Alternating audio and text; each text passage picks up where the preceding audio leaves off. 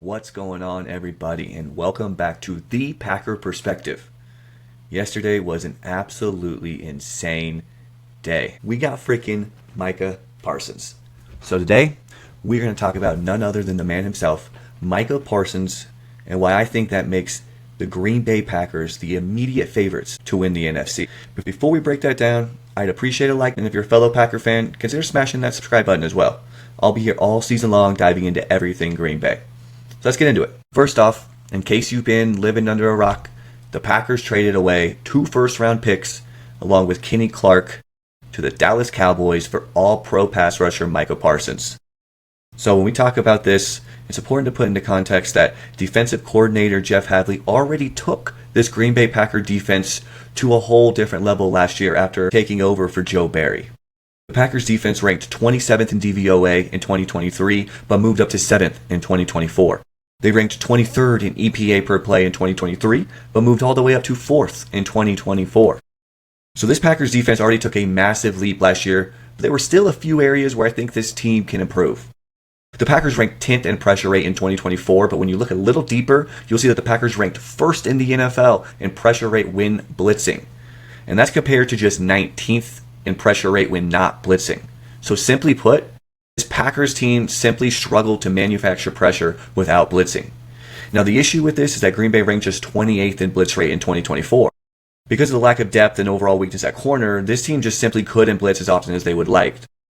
I still have a decent amount of concerns about the depth at corner for Green Bay heading into 2025, and I would likely point to that position as one of the weakest for Green Bay heading into this season. Now this is where Parsons is going to make a massive impact.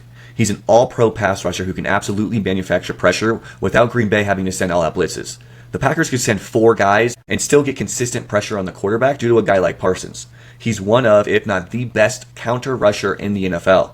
His speed allows him to threaten outside just to cut inside and get pressure on the quarterback. This is a guy who will make this Packers defense top 5 immediately. To put into context on just how impactful of a player Micah Parsons is, per Sharp Football, Dallas allowed just 7.7 yards per attempt and negative 0.02 EPA per dropback with Parsons on the field.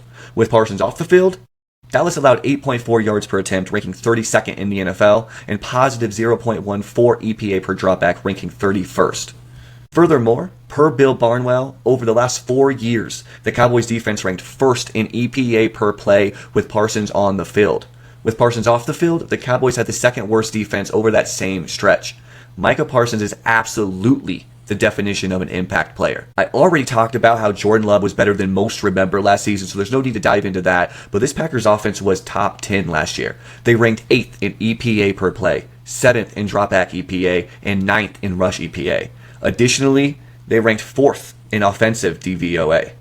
They were already an elite offense that dealt with multiple injuries and added a first-round wide receiver in Matthew Golden to their team. They will very likely be a top 5 to 10 offense in 2025 as well. Adding Micah Parsons to an already top 10 defense whose biggest need is manufacturing pressure without sending all-out blitzes to go along with a top 10 offense would immediately make this Packers team the favorites to win the NFC. Yesterday was an iconic day, and hopefully one that will go down in history as the beginning of our Green Bay Packers hoisting up that Lombardi trophy once again. Shout out to Goody, and here's to Ed Policy making a massive splash in his first year. Thank you guys for watching, and don't forget to like, comment, and subscribe for more content about your Green Bay Packers. I'll catch you guys on the next one. Go Pack Go!